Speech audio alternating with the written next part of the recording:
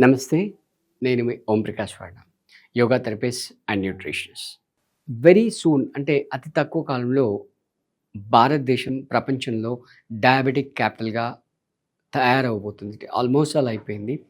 So, వీటికి reason ఏంటి అని ఆలోచించినట్టయితే అసలు అంటే వేరే దేశాలతో కంపేర్ చేసినట్టయితే ఇండియాలో ఎందుకు డయాబెటిస్ ఇంత ఎక్కువగా ఉంది అని ఆలోచించినట్టయితే బేసిక్‌గా చెప్పాలంటే లైఫ్ స్టైల్. అంటే పిల్లాడు స్కూల్ నుంచి ఉన్నప్పటికి కూడా అంటే మీరు వేరే కంట్రీస్‌లో మీరు అబ్జర్వ్ చేసినట్టయితే అబ్బాయికి కానీ, అమ్మాయికి కానీ రెగ్యులర్ అకాడమిక్స్‌తో పాటు ఖచ్చితంగా ఒక స్పోర్ట్ ఉంటుంది. అలాగే ఒక ఆర్ట్ ఉంటుంది. రైట్? స్పోర్ట్ అనేది బాడీ స్ట్రెస్ రిలీజ్ చేయడానికి. అదే ఆర్ట్ అనేది మైండ్ స్ట్రెస్‌ని రిలీజ్ చేయడానికి.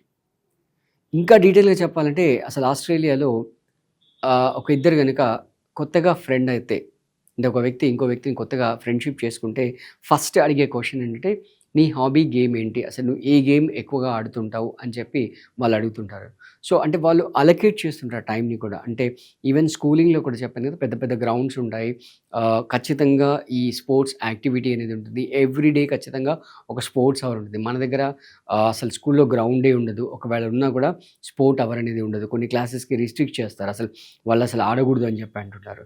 అసలు ఇన్‌ఫాక్ట్ మనం అర్థం చేసుకోవాల్సిన విషయం ఏంటంటే, ఆ 1 అవర్ గనుక స్పోర్ట్స్ ఆడి మైండ్ రిలాక్స్ చేసుకున్నట్లయితే, మిగతా 23 అవర్స్ ప్రొడక్టివ్‌గా ఉంటుంది అనే విషయాన్ని అసలు గమనించాలి. సో, లైఫ్ స్టైల్ అనేది డిస్టర్బ్ అవ్వడం వల్ల ఈ డిసీజెస్ అంటే మనకొచ్చే ఇప్పుడు బ్లడ్ ప్రెషర్ గానీ, డయాబెటిక్ కానీ, రైట్, థైరాయిడ్ ఇవన్నీ కూడా లైఫ్ స్టైల్ డిజార్డర్ వల్ల వచ్చే డిసీజెస్. సో, ఈరోజు మనం ఈ వీడియోలో మనం ఈ డయాబెటిస్ గురించి డీటెయిల్‌గా డిస్కస్ చేస్తాం. సో, మన దగ్గర చాలామంది ఆన్‌లైన్ క్లాసెస్‌లో డయాబెటిక్స్‌తో బాధపడుతున్న వాళ్ళు క్లాసెస్ జాయిన్ అయ్యి రైట్ మన దగ్గర లైఫ్ స్టైల్ చేంజెస్ ప్రోగ్రామ్స్ తీసుకొని యోగాసనాస్ కంటిన్యూ చేస్తూ తర్వాత డైట్స్ తీసుకొని వాళ్ళు డయాబెటీస్ నుంచి ఈజీగా బయటపడ్డారు. సో, మీరు కూడా అలా బయటపడాలనుకుంటే మీరు స్క్రీన్ పైన ఎంత నెంబర్ స్క్రోల్ అవుతుందో ఆ నెంబర్‌కి కాంటాక్ట్ చేయొచ్చు. So, coming to the exact reasons అంటే ఎందుకు వస్తున్నాయి అనే దాని గురించి మనం డీటెయిల్‌గా వన్ బై వన్ డిస్కస్ చేసినట్టయితే బేసిక్‌గా 3 రీజన్స్ అని చెప్పుకోవచ్చు. ఫస్ట్ వచ్చేసి లైఫ్ స్టైల్, సెకండ్ వచ్చేసి మన డైట్, థర్డ్ వచ్చేసి ఫిజికల్ యాక్టివిటీస్. సో, ఒక 20 ఇయర్స్‌లో చూసిన అంటే 20, 30 ఇయర్స్‌లో చూసినట్లయితే మన ఇండియన్ జాబ్ సినారియో ఒక కంప్లీట్ షిఫ్ట్ వచ్చేసింది. అంటే మేజర్‌గా సాఫ్ట్‌వేర్ ఎంప్లాయీస్ తయారయ్యారు. అంటే మీరు యావరేజ్‌గా ఏ ఇంట్లో చూసినా కూడా మినిమమ్ ఒక సాఫ్ట్‌వేర్ ఎంప్లాయీ ఉంటారు. సో, ఈ సాఫ్ట్‌వేర్ ఎంప్లాయీ అంటే లైఫ్ ఒకసారి షిఫ్ట్ అయిపోయేసరికి అంటే ఆ ఎర్నింగ్ స్టేజ్ అంటే earning what you can say calibre capacity అనేది ఒక 4, 5 ఫోల్డ్స్ పెరిగేసరికి ఇమ్మీడియేట్‌గా వాళ్ళు వాళ్ళ లైఫ్ స్టైల్‌ని చేంజ్ చేసేసుకున్నారు. అప్‌గ్రేడ్ చేసేసారు. ఓకే. Well and good. మీరు అప్‌గ్రేడ్ చేసుకుంటే మంచిది. నేనేం కాదనట్లేదు. But at the same time అన్నీ బ్యాలెన్స్‌లో ఉంటున్నాయో లేదో చెక్ చేసుకోండి. మీరు సఫిస్టికేటెడ్‌గా మీ లైఫ్ కంఫర్ట్స్ మీరు చూసుకోవచ్చు. But at the same time life imbalance అవ్వకుండా చూసుకోవాలి. ఫర్ ఎగ్జాంపుల్ ఒక లయన్ కానీ, ఒక టైగర్ గానీ రైట్ నాన్ వెజ్ తింటుంది. హంట్ చేసి తింటుంది. అంటే ఒక వాట్ యూ కెన్ సే దాని జంతువు ఒక జింకని గానీ వేటాడి తిందనుకోండి. ఆ జింక తినడం వల్ల దాని బాడీలో ఒక 2000 క్యాలరీస్ ఎనర్జీ వస్తుంది అనుకుంటే, అది తినడానికి ముందు ఒక 5000 క్యాలరీస్‌ని బర్న్ చేస్తుంది.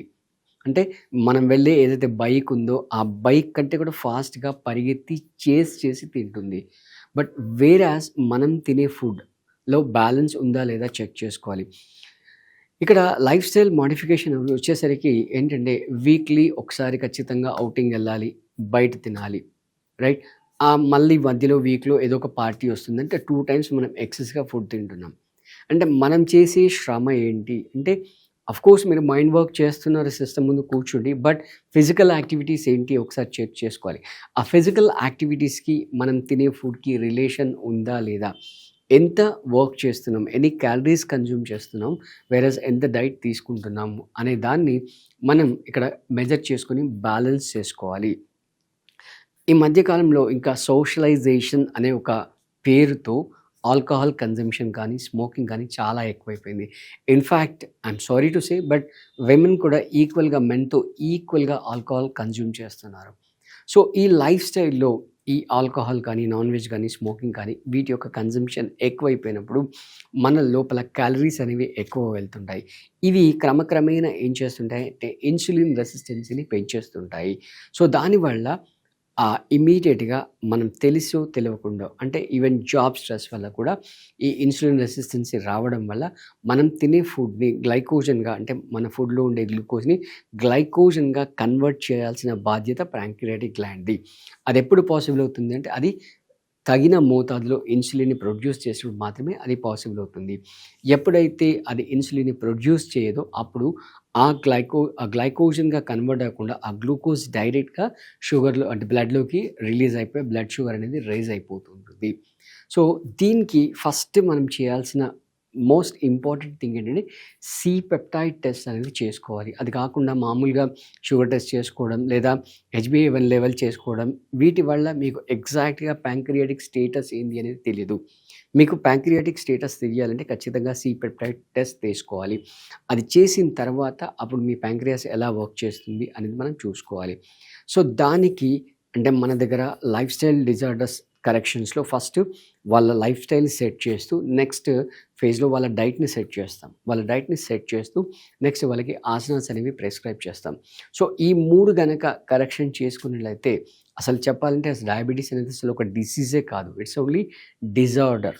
సింపుల్‌గా చెప్పాలంటే ఒక ట్రైన్ ట్రాక్ మీద వెళ్తుంటే అది డీరేల్ అయిపోయినప్పుడు అంటే పట్టాలు తప్పి కింద పడిపోయినప్పుడు దాన్ని ఒక క్రెయిన్ ఉపయోగించి మళ్ళీ దాన్ని యాజ్ ఇట్ ఈస్‌గా ట్రాక్ మీద పెడితే అది రెగ్యులర్‌గా మళ్ళీ ట్రాక్ మీద నడుస్తుంది. సో, ఆ విధంగా ఈ డీరేల్ అయిన ప్యాంక్రియాటిక్ గ్లాండ్‌ని మళ్ళీ ట్రాక్ మీదకి తీసుకొస్తే ఇమ్మీడియేట్‌గా మనం దాని నుంచి బయటపడొచ్చు. మినిమమ్ 4 మంత్స్ టు 6 మంత్స్ టైంలో గనక ఈ 3 ఫ్యాక్టర్స్‌ని మనం కంట్రోల్‌లో చేసుకున్నట్లయితే ఈజీగా బయటపడొచ్చు. అండ్ ఎస్పెషల్లీ మనకు యోగాలో పర్టిక్యులర్ ఆసనాస్ ఉంటాయి. ఈ ఆసనాస్ మెయిన్‌గా ఆ ప్యాంక్రియాటిక్ గ్లాండ్‌ని టార్గెట్ చేస్తూ వర్క్ చేస్తుంటాయి. సో, ఫర్ ఎగ్జాంపుల్ మండూకాసన్ గానీ, భుజంగాసన్ గానీ ఇలాంటి ఆసనాస్ ఆ ప్యాంక్రియాటిక్ గ్లాండ్‌ని యాక్టివేట్ చేస్తూ వర్క్ చేస్తుండడం వల్ల మనం దాని యొక్క ఫంక్షన్‌ని తిరిగి ట్రాక్‌లోకి పెట్టొచ్చు. దురదృష్టం ఏంటంటే సొసైటీలో ఒక మైండ్ ప్రింట్ అయిపోయింది. ఏంటంటే డయాబెటిస్ అనేది ఒకసారి వస్తే పోదు. థైరాయిడ్ అనేది ఒకసారి వస్తే పోదు. బ్లడ్ ప్రెషర్ అనేది ఒకసారి వస్తే పోదు అని మెంటల్‌గా ఫిక్స్ చేశారు.